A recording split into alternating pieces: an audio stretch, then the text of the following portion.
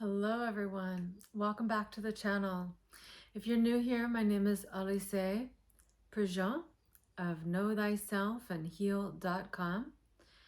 So today's video is going to talk about a little bit about the new moon in Taurus. I've already done a video, so if you haven't watched that, you're certainly welcome to watch that one. It's a pretty lengthy video about the new moon in Taurus that we experienced on May 19th of 2023. But so much has been occurring since that new moon. And so there's some important points I really wanted to share with you that I find to be helpful in contemplating what's going on in the world, in our own lives, and how we can make use of the energies, make use of what's happening for us.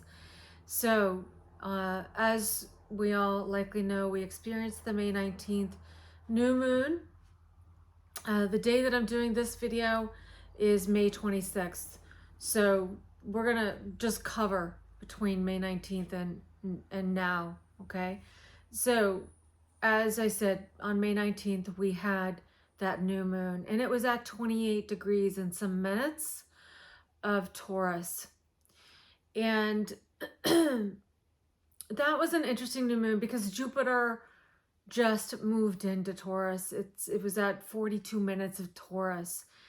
And when Jupiter moved into Taurus, Venus, Taurus's planetary guide or ruler, was in Cancer. And so we can look to where Venus was with that ingress of Jupiter, and we can see that it being in Cancer, this can be communicating the way in which we could utilize Jupiter in Taurus for the next year. If you don't already know, Jupiter takes about a year in a sign. And so it's been 12 years since Jupiter's been in Taurus, and we will, as I said, experience that for a year. And so being that Venus was in Cancer, I really feel that, especially because Pluto has retrograded and it's going to retrograde back into Capricorn from its first ingress into Aquarius. This is actually cueing us to really look at the way in which we do our own Taurian energy. Taurus is about our values and self-love and self-value, how we value ourselves, and also how that correlates to what we see as valuable and what we see as a resource, what resources us, and also knowing that we are our own resource. Taurus is also very much about self-trust. And so this is a yin sign. This is really all cultivated from within, meaning yin, right? So self-trust, self-value, self-worth, self-esteem, self-reliance, and that which we love and like, that which we sense, because Taurus and Venus are the senses, we sense is valuable to us personally based on our own evolutionary journey.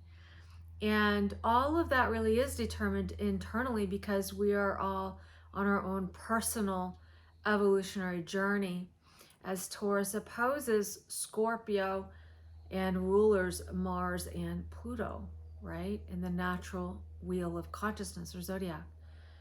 So with Venus in Cancer, as Jupiter moves into Taurus and conjuncts the North Node in Taurus, while the North Node is actually only going to be there until July and then won't be in Taurus for another 18 and a half years, okay? So this is pretty special. And it's great that we have Jupiter moving in there to actually make everything bigger right now, because Jupiter makes everything bigger. And so it will make things so that we are really able to see them. And when we're able to see them, we can actually change them, or we can grow them more and more in the way in which we desire, right? Venus is all about desire. Taurus is all about desire as well. And what we desire to embody, being that Taurus is the first earth sign. So because Venus was in Cancer, I feel like this is all about sensing through our feelings and our emotional security. Our self-worth is, and self-reliance, by the way, which is a very, very important key phrase for Taurus, self-reliance. Our self-reliance is naturally correlated to our power, Pluto, Scorpio. And so our self-reliance is super key. And our emotional security within that self-reliance is key. And so there is something to Venus being in Cancer when Jupiter ingresses there, that we can expand our own self-worth when we find ourselves emotionally secure, no matter what environment we find ourselves in. That our self-value is derived from our internal security, not external security. And the more that we are actually valuing ourselves internally, and our emotional security is derived internally, Cancer is a yin sign as well, then as Pluto moves into Aquarius and starts working with the yang sign of Aquarius, then we will be able to really work with that in a very powerful way, in a self-contained and self-secure way. Because remember, as Pluto will be, as it's in Aquarius for 20 years, it's going to be squaring Taurus and Scorpio.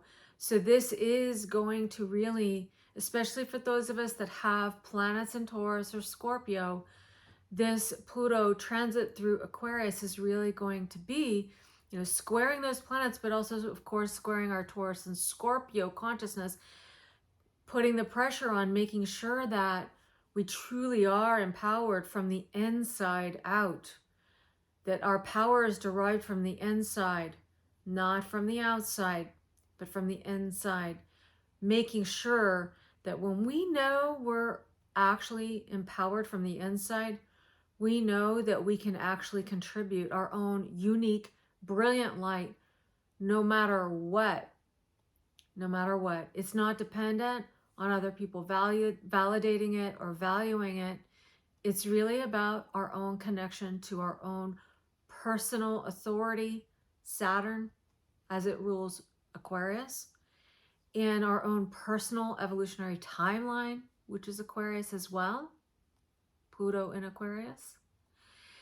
And that we are cultivating that self-trust, Taurus, knowing that there's a reason we are who we are, and that it's really our first obligation is to be self-reliant and contributing our personal and very unique, brilliant light in the world, which means we must be authentic to it, right?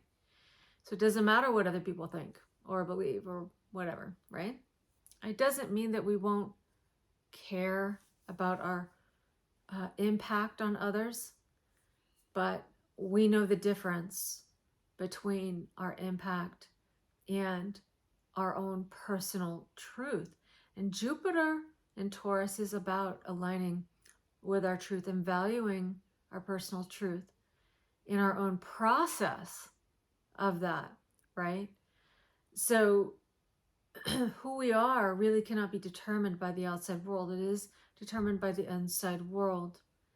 And if we do place emphasis on others' validation of our power or our light or any of that, our value, then we're losing our point of focus from the center.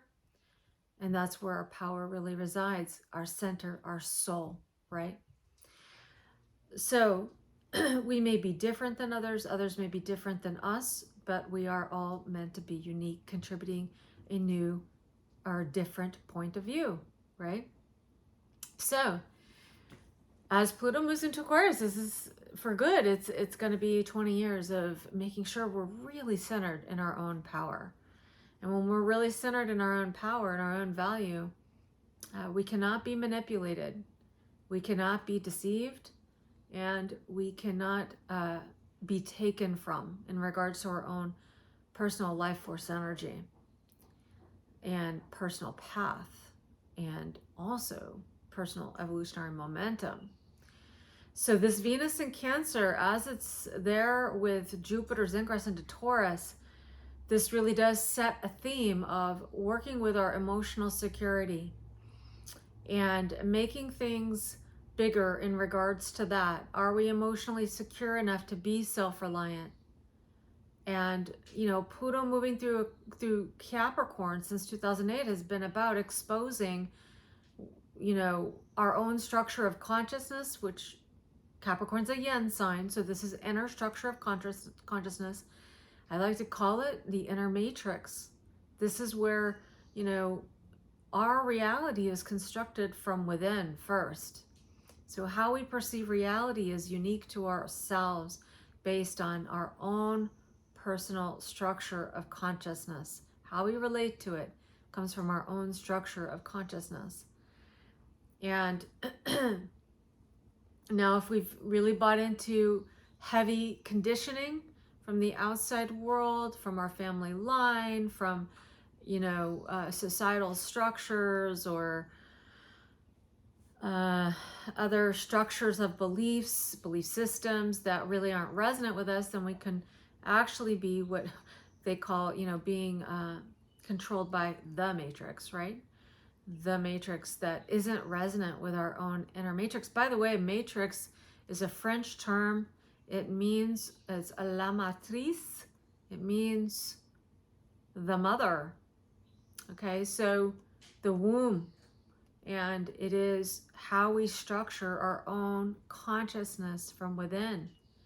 We are, at the end of the day, our own sovereign beings, and we are the ones that get to structure our own lives and our own reality and our own creativity as well. It's what we're here to do, right? As a co-creator and as an expression of the ultimate creator, and everything that exists is part of that, right? So now what happens after this new moon is that Mars moves into Leo. And hold on a minute.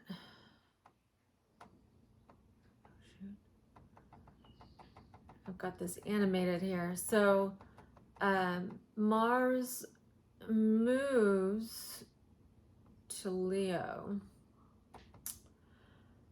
on May 21st, and it exactly opposes Pluto. And both of these planets, Mars and Pluto, in this opposition is within not only square to that Jupiter and Taurus, but also square to the nodes of the moon in Taurus and Scorpio. And therefore we know that, Jupiter's conjunct the North Node. And that's great, because that's a big pull towards really integration of the nodes, with that Jupiter aspecting the nodes like that. And with Pluto and Mars opposing, this is, anytime you have squares to the nodes, this can be this felt tension internally and pressure between what we see as past and present. It's like we're really in between worlds on a certain level, and it's really about fusing them and integrating all of it. So integrating the Scorpio South Node and the North Node in Taurus. And so it can and has been said to be like kind of tense between what is past and what is future as well. Aquarius is very much considered a futuristic sign. It's also very much correlated to the part of our brain that can really bridge the past, present, and the future. So this can be, related to deja vu, right? Aquarius can be deja vu, where we have deja vu moments, like we've already experienced this moment before. But this is where our higher mind is tapped into, that really all of creation already exists. And we're actually traveling through creation itself. So all possibilities already exist. And all possibilities for ourselves already exist. And it's really about making choices as to what we desire, right? And so deja vu can be this part of our brains that can see the future, or what's coming in the moment, how it's correlated to the past, right? Like it is the Uranian component of our brain, where all of our nervous system is tapped in and wired to all space and time, all of creation. So it is talked about in a way where, Aquarius can be futuristic. It's like where things quicken very quickly. And so with Pluto moving into Aquarius, we likely will have a very big, fast quickening technologically, because Aquarius is an air sign, and it does have to do with technology. It's also correlated with astrology. And so I won't be surprised as people become more interested in astrology, more accepting of it as a tool for self-investigation and, self-inquiry. So, by the way, Mercury is also correlated, Gemini would be correlated to astrology as well. So just want to mention that. So Mars is in a first quarter square to Jupiter. Jupiter's in a first quarter square to Pluto. Now, remember in the zodiac, or the wheel of consciousness, that Sagittarius comes before Capricorn, and Sagittarius.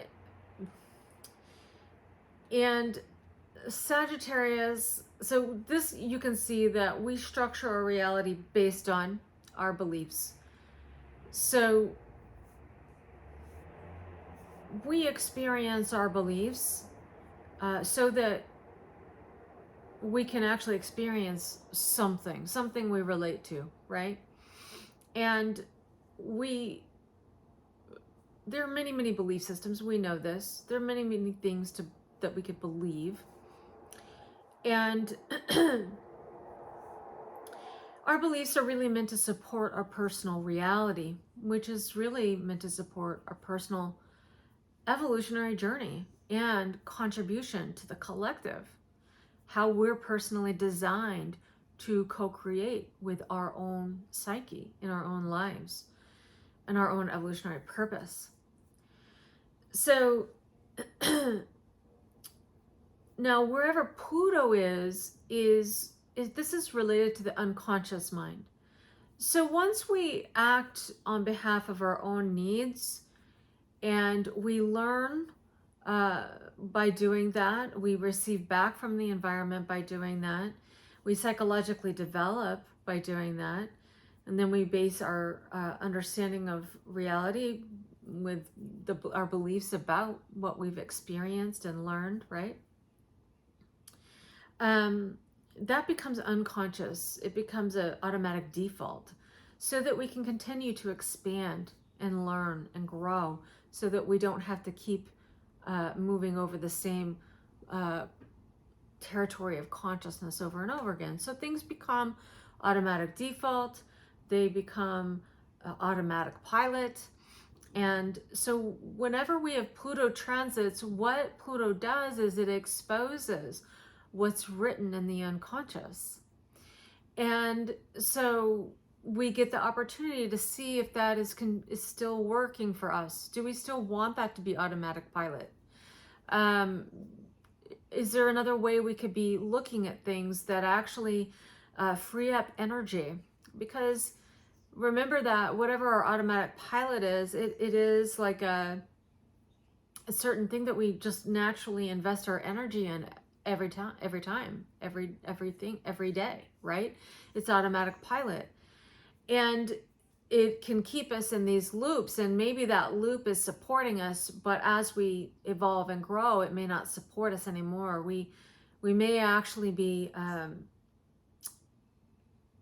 coming to some kind of a crystallization or a dryness in our lives where we are not growing anymore.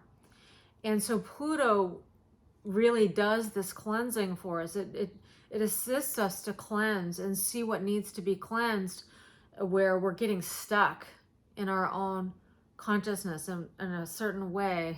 You know, Pluto does have to do with the bowels. It was like we could get constipated, right? You know, it's like we're not able to move energy anymore. We're not able to actually like bring in energy and release energy, bring in and release, bring in and digest it, and actually like make use out of it in our lives, in our consciousness, and then eliminate it when it's no longer healthy to hold on to it, right? We've used it up, right? So it's like Pluto assists us to actually see those things we need to eliminate. It sees the things that, it helps us to see the things that have become toxic because they're now stale. We can't grow from it anymore. So, and we would also be limiting our personal expansion and our personal light. We'd be dimming our light if we stayed in the same place. We would become stuck. We lose our vitality, right? So Pluto has to do with the unconscious defaults and those things that, you know, we get to see is this working for us. Now, with Jupiter in first quarter square to Pluto, this is actually giving us the opportunity to really look at, well,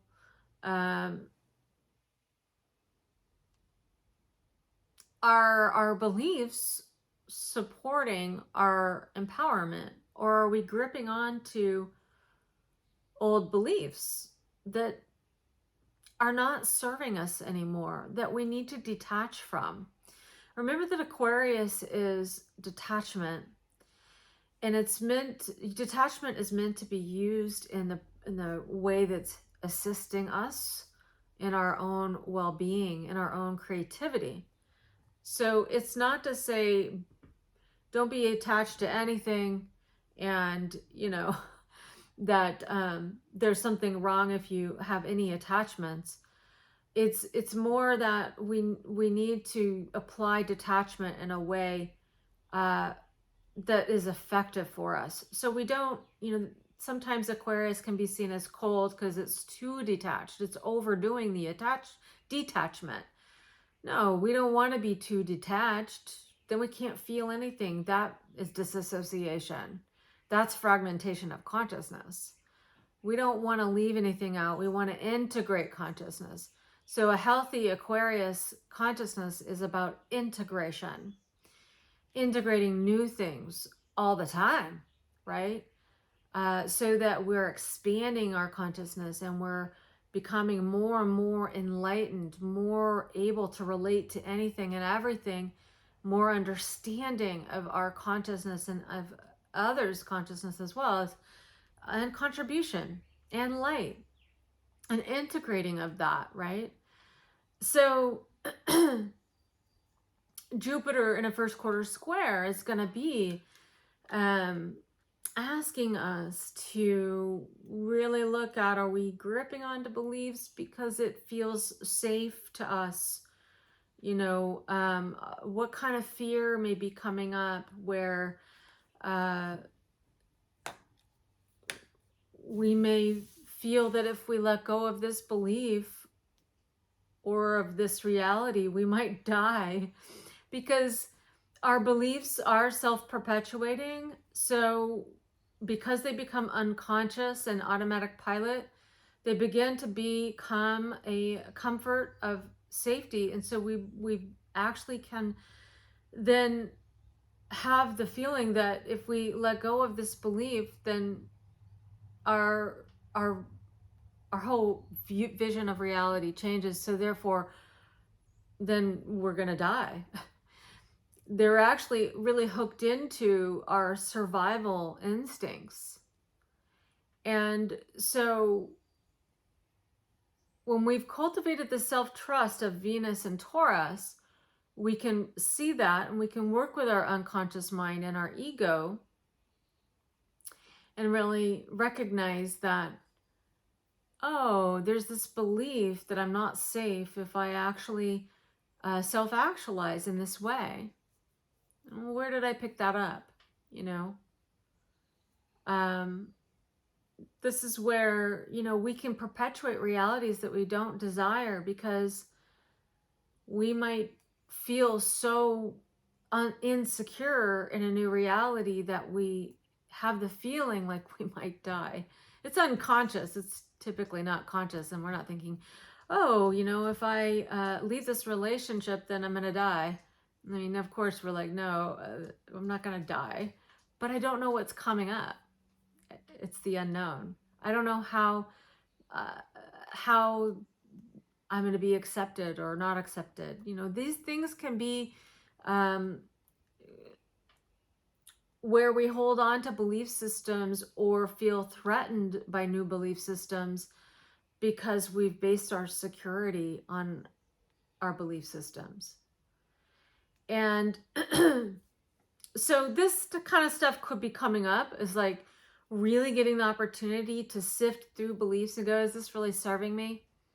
I mean, is it really true to who I am, now in the current moment? Because if it's not, if it doesn't serve who I really feel I am in this moment, and who I really am excited about being in this moment, then, if it's not fueling that, then it's actually not serving us. And it may have served us at one time. And we can be thankful for that, but it may not serve us forever and ever and ever, right? Now, with Mars square in a first quarter square to Jupiter, that would be the selection process, because Mars is in Leo. So it's like, all right, Mars selects things, which means it doesn't select other things, right? And it selects things so that it can actually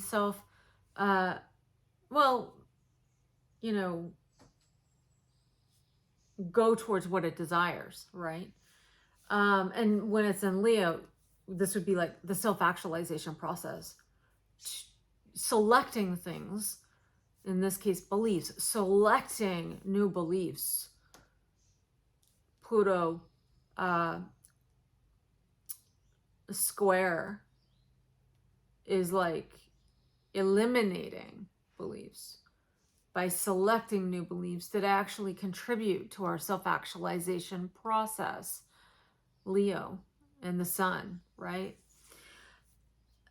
And, this Mars opposition Pluto is such a wonderful way of beginning to work with this new long transit of Pluto in Aquarius, because it's, an opposition is often experienced as something in the outside world that it can feel triggering, or something that really exposes itself. It can be people, places, things that we realize, or that cues us about what needs to be eliminated within our own personal belief systems. Now, with oppositions, we can all often project.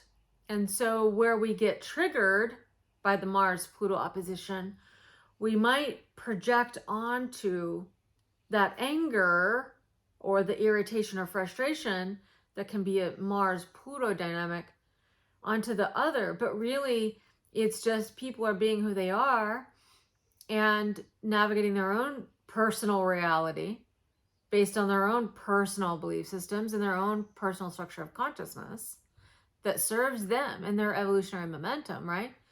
But we can be triggered by that.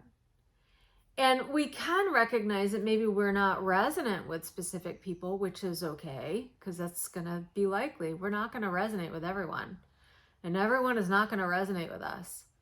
And so it's really about what we do with the Mars energy. And if you've been following me, you know, I know I'm working with this, and I also talk about this a lot in my videos, is that Mars, when it gets angry, angry, irritated, frustrated, is often repressed energy or resistance to new action, to doing something new. And so when we find ourselves angry or triggered or frustrated or irritated, if we can pause and recognize, oh, okay, this is actually energy. It's just energy. Everything at the end of the day is just energy, and we can actually utilize the energy to self-investigate, but also that way, when we self-investigate, we can really take action that's to our highest benefit. And so it's actually a very super creative moment there, right? And it takes a lot of power to do this, because I think that a lot of us have been conditioned to project our anger onto the outside world and onto people, places, things. But everything is really, I do believe, supporting itself. So the things that are coming up in our lives, even our triggers, are actually to support us to move into new directions. And so when we can not dissipate the energy with projecting it out there, but more that we can utilize the energy to actually create something new for ourselves. And Mars and Pluto in opposition from 0 degrees of Leo and Aquarius is all about creating something new for ourselves. And what's also interesting is that this opposition is actually at the same part of the sky where Saturn and Jupiter met on December 21st of 2020, called the Great Conjunction, right? So this had to do with society and culture, and however that was happening in your chart or in our personal charts, this is where, whatever house it was happening in, this is where we will be experiencing it, the aspect of life where we might have ideas and contribute ideas that are part of this new 200-year cycle of Saturn and Jupiter in air signs. And so, you know, another reason to believe that our technology is going to be very, very prominent in the next 200 years. And it's also our ideas, thoughts, communication, the way in which we exchange and share information, as well as resources, is going to be very momentum. There's going to be big momentum in regards to that. There's going to be very, very big changes collectively in regards to that. And I would say that too, especially because Neptune has been moving through Pisces, its own sign. Only happens every 164 years. Neptune's coming to the end of that cycle. Neptune, by the way, is also square to the galactic center at 27 degrees. And so this also is an indicator to me that the way in which we have viewed the world is changing. The way in which we actually have viewed our own personal story to the collective story is changing. The veils are being lifted. The way in which the whole, our relationship to Earth, but also to the cosmos is changing.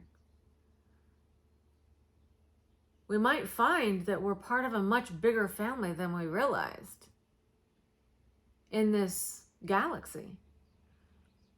And so there's old versions of creation, the way we related to creation, that are now dissolving because there's something very new coming in, new for us. And so, a very big deal. And I will probably do a video about that. If you don't already know, I do write-ups on Substack. You can find me there. I will put a link in the not the comments, but the description of this video, so you can check it out. I do write-ups. I'm going to do a write-up about Neptune square the galactic center. And then I also do write-ups on my personal astrology page on Facebook, but also my personal page. And really, it's kind of gotten to where I actually probably post more on my personal page. I usually just use my personal page for astrology anyway, so I kind of have like 2 astrology pages going on. But you're certainly welcome to follow, because sometimes it's easier for me to get across what I'm saying through writing. It's just a different, it's a different way of expression. Although I do love doing videos, it's just there's a difference, as you likely understand. When I do these videos, it's not scripted. It's completely like we're having a conversation together. And so I do know what I want to talk about, but I don't typically do a lot of notes or any of that. I got to get on here, because I will say that, I want to be making more videos, but I am so busy that I don't always get around to making them, and especially if I have to actually do long prep for them and, lighting and all of that. So most important is that you get the information. So this stuff goes through my head, so I just say it as it's been, as it's coming to me. So moving on. So with the Mars opposition Pluto, that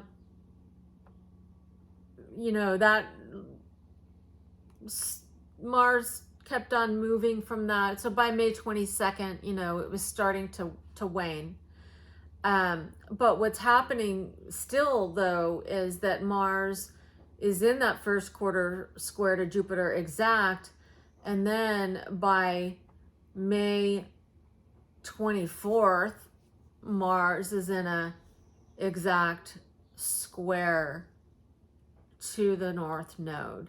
And whenever you have squares to the nodes in evolutionary astrology, there's something called the resolution node. And what this means is that it is a key to actually unlocking the energy of the potential there in consciousness. And so the resolution node for Mars is the North Node in Taurus. So this means that the idea of doing that Mars in a healthy way is actually to be taking action based on your own personal value and self-reliance, your own personal values, that your self-worth is actually derived from within. It's within your own consciousness. It's a yin sign. Our self-value and love is developed within our own heart chakra. And the more that we are in alignment with that, the more we're in alignment with our natural design and our natural self. And as we're in alignment with our natural self, we have access to unlimited energy from the cosmos. and from our own soul, because the soul is eternal. But when we resist our natural self, that takes energy. So we have to spend energy. Okay, so the more that we're in alignment with our natural self, the more effortless energy comes to us, and the more effortless it becomes to magnetize the things that we desire, because we are actually trusting ourselves. We're trusting our inherent worth, and therefore what we deem inherent worth comes to us. So this is where we want to be in our in alignment with our natural self. And Mars, in a very, very beginning degrees of Leo, is like, hey, key is to your own self-actualization, your own creativity is actually being completely in alignment and selective as you need to be who you are naturally. Your natural self, not what someone tells you to be, not what someone tells you to love, not what someone tells you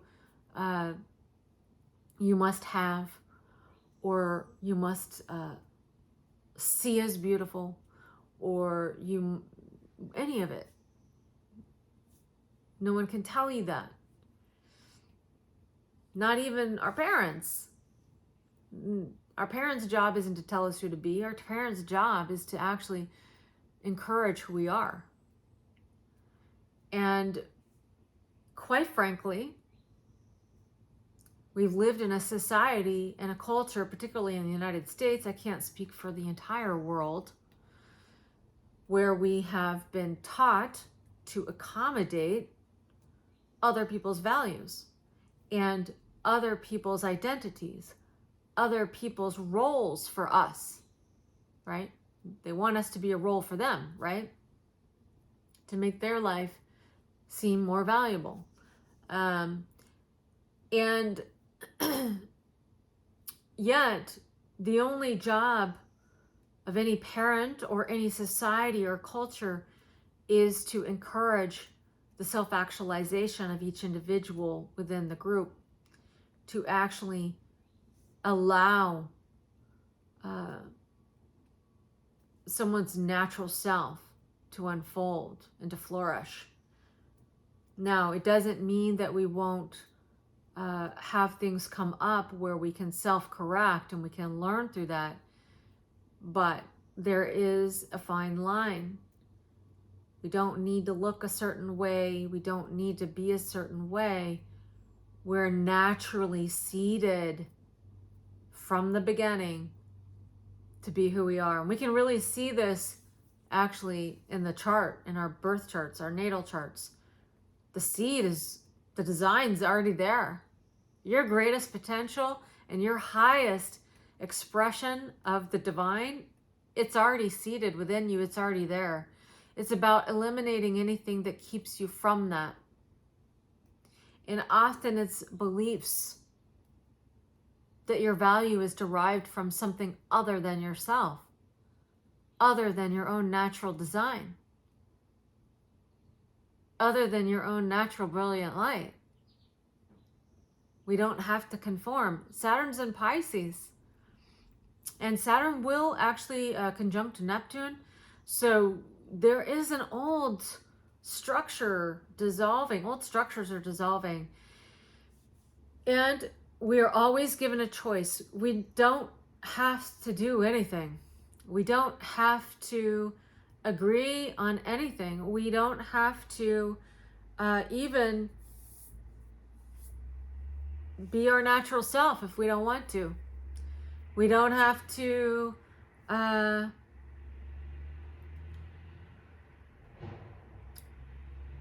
do anything.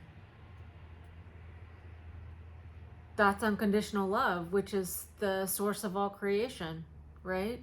We're all given a certain level of free will, in the sense that we are subject to some collective agreements like gravity and things like that, right? So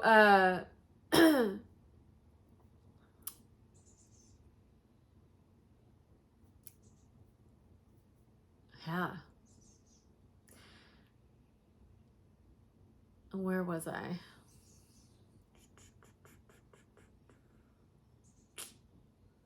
Okay. So Mars in that first quarter square to the North Node. Being selective and making your selections based on your own self-reliance, your own self-love, your own unconditional love for yourself. Trusting that however things unfold is going to put you in the right place, right time, right people. This is the fixed Grand Cross. And if you've been operating in a way where you haven't been valuing yourself and you weren't willing to be self-reliant or secure within yourself, you've made compromises to that to be with specific people, persons, places, things, this is the opportunity to really be brave and do your self-trust so that you land in the reality you desire to land in, with the people you desire to be with, who are going to love you for your unique brilliance. You're going to be in the place that you always wanted to be, if you aren't already. But I think the thing is that we always grow and learn, and there's more things to discover about ourselves. There's no more ways we can create ourselves, more people to meet, more places to go, more things to discover we never knew existed that is going to be so freaking exciting. So this is about creating that freedom for ourselves by actually really being in self-reliance and letting go, or naturally letting go, of things that hold us in holding patterns that are not actually a holding pattern we want to live for the rest of our life, that actually are not valuing us, or we're not valuing us. We're not having and enjoying the life that we want. We're designed to have it. It's literally seated within us. But if we've taken on beliefs or ideas or thoughts or perceptions or structures of reality that do not support that, it's our choice. We can actually live that life if we want to, but we don't have to. And it's a lot easier said than done. So believe me, I got my own ways in which I have to do this myself, you know. So, okay. Now,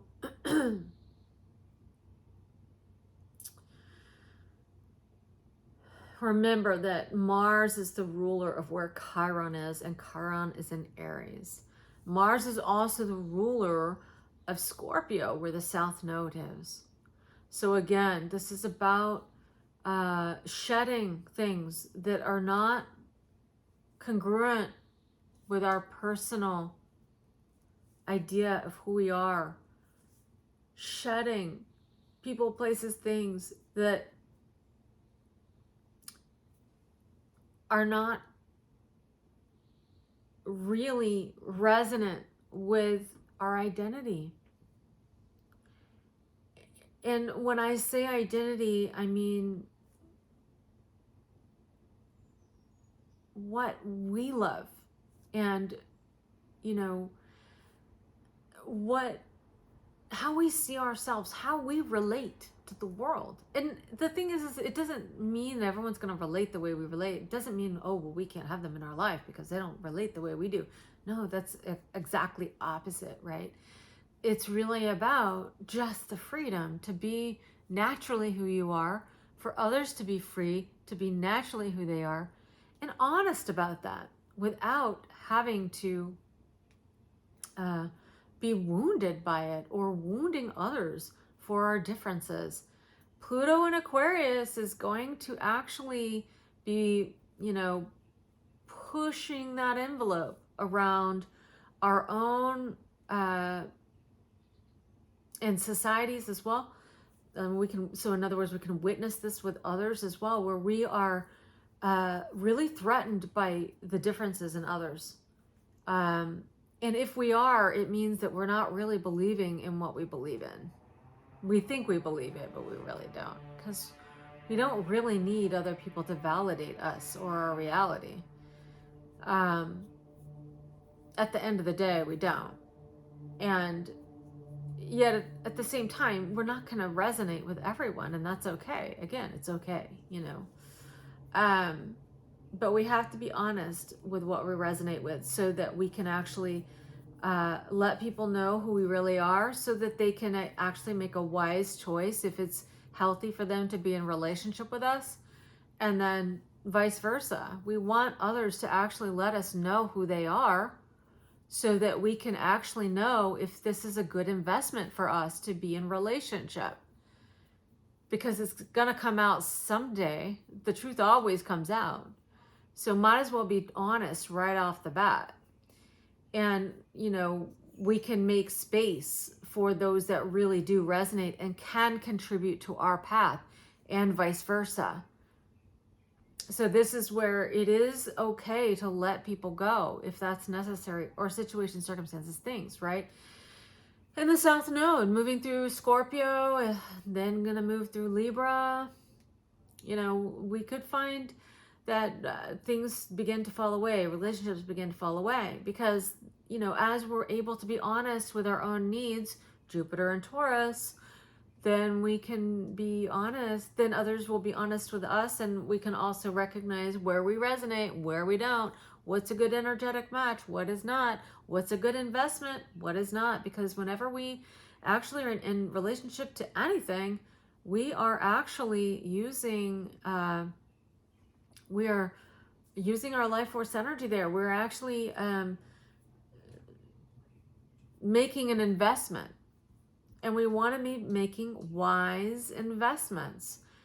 And the nodes in Taurus and Scorpio has been assisting us to look at how we've been investing our consciousness. Is it wise? What could be simplified? What works? What does not? You know, what drains the resources or drains the energy? What contributes to it? What's appreciating my value and what is depreciating my value? So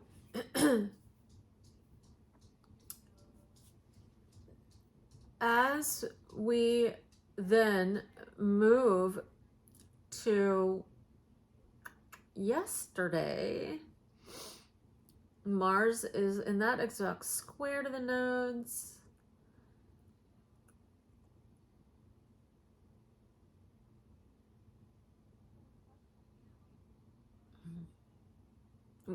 We had the moon also move over that Mars on May 24th, so we could have really felt some irritation. Moon Mars together can be kind of sharp, you know, because Moon is sensitive and Mars is sharp. So it could have been really felt whatever was happening with our Mars, right? Could have been very sensitive to other Mars people's Mars energy as well. Now, as we move to today,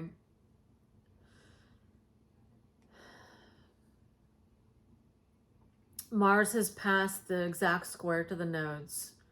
Jupiter is now exactly conjunct the North Node. And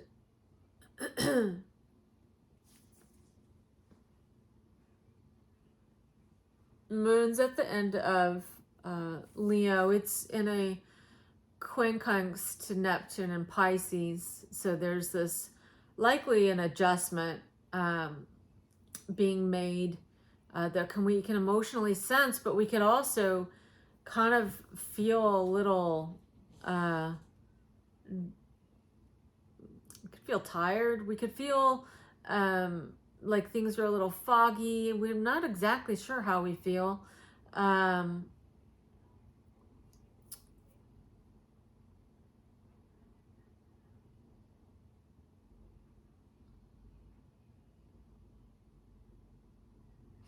And I also just don't want to forget to say that, you know, because Chiron's in Aries, that Mars is important in regards to making sure we're acting on behalf of our own needs, so that we can self-actualize our light, so that we're not wounding who we are naturally. We're not wounding the natural self. We're not fragmenting our being or separating ourselves from aspects of ourselves and our own life force energy.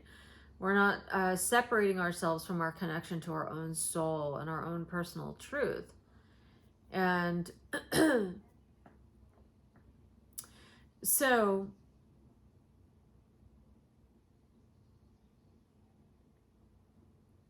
I wanted to tell you something really important.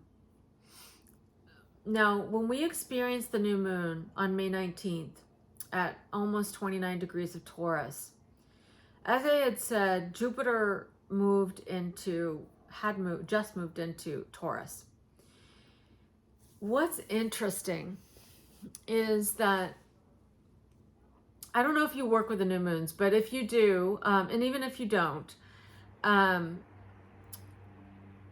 new moons are seed points. We're seeding something new. So if we're consciously working with them, often, people write down their intentions or they clarify what it is they'd like to seed in their reality. And writing down new moon intentions is one way of doing that. And, even if we're not consciously working with the new moons, whatever we're seeding at the time of the new moon, it will have its own life cycle. It will unfold. And so we're seeding things whether we're conscious of it or not. And, remembering that things are seeded first internally, and then we take action on them. So, whether we're doing this with conscious intention or we're just living our lives, that's what's happening at the new moon. Now, what's interesting is that because Jupiter had just moved into Taurus, I was looking to see that Jupiter actually reaches the point of that new moon on May 18th of 2024. And so I was looking at the ephemeris and seeing that really between May 18th and May 25th of 2024, that's a really good time to be looking at what's expanding in your world at that time. Because if you were making new moon intentions, or as you're actually paying attention to what you're seeding at this new moon on May 19th, and what's happening for you through, all these transits we just talked about since the new moon, how those were times of seeding things as well, right? Even really seeding the Pluto in Aquarius transit in a way. Now, remember, Jupiter just expands everything it touches. And so it's going to expand whatever we've been seeding in this time frame. So I want to just mention to pay attention to that May 18th to May 25th of 2024. Write it on your calendar so you can really see how it correlates to this time frame and what was seeded in this new moon in Taurus. Now, also, I want to share that what's interesting is that when Jupiter actually reaches the degree of the new moon, Venus will be right there with it. So we'll have a Venus-Jupiter conjunction. And Venus is the planetary ruler of the new moon on May 19th and ruler of Taurus, right? So this is huge. This is really fortunate. And so whatever it is we've been valuing, how we've been cultivating our own self-value, will have great rewards. The rewards will be expanded because remember, Jupiter makes everything bigger. And if we haven't been doing that work of self-reliance and self-love, and investing in oneself, then, you know, that could be expanded as well, because Jupiter just makes whatever is there bigger. So I just thought that was really important to share with you. It's something that you can take with you, put on your calendar, and really consider that as you're seeding things for yourself, with Jupiter moving through Taurus for a year, but also in this time frame. So I think that pretty much covers it of what I wanted to talk about. I will say though, I think a good thing to do, because I'll tell you, one of my favorite astrology books is Inside Degrees by Elias Longsdale. And I wanted to give you well, first of all, in case you don't know about this book, what he does is he actually describes quite poetically each degree. And it's really fun to use this book with your own chart, and like find what degree is your sun. We'll see what he says about it, because these are very poetic and very beautifully written, and also very accurate, I have found. I've worked with them for a long time. So now when you work with this, recognize that if you have, okay, so that new moon, I'll just use that as an example. That new moon was at 28 degrees, and I think about 37 minutes. I might be a little bit off on the minutes there, but we know it's beyond the 28 degrees exact, right? So that means we look at the 29th degree. So you always round up. Now, if it's at 28 degrees as an example and 00 minutes, you look at the 28th degree. But if you even had 28 degrees in 1 minute, that means that you look at the 29th degree. So I'm going to read the 29th degree of Taurus for you for the new moon in Taurus that we experienced on May 19th. And you can see how that new moon flourishes, and what he says about it, and how that really brings some symbolism to your own personal experience at this time.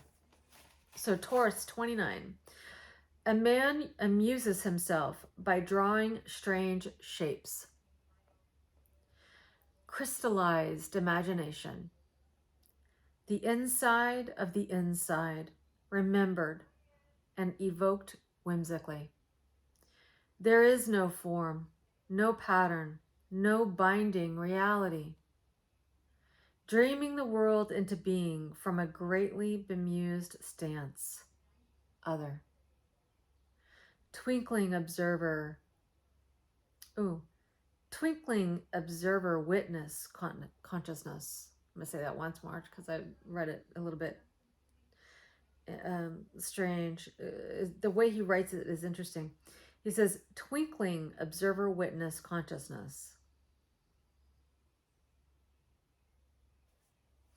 Off on tangents that call. A life, a cycle, a realm set aside for inventive play without boundaries. You feel exultant in the freedom, swept away beautifully, answerable to nobody and nothing except the muse.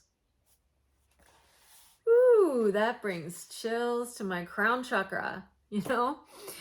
That, especially that last line, answerable to nobody and nothing except the muse. Be what you want to be. Nobody else is here to validate you but yourself. So it's really, really about cultivating the self-reliance so that you can actually really be in the moment, creating yourself and self-actualizing yourself based on what you personally love, which is really absolutely in alignment with your natural self. So I hope this is helpful. If you feel inclined, share the video, like the video, comment. It always boosts the algorithm and is really helpful and supportive. And, you know, please do share the love. Thank you so much if you've come this far, because I know this is a long one. And thank you for joining me. And I'll see you on the next video.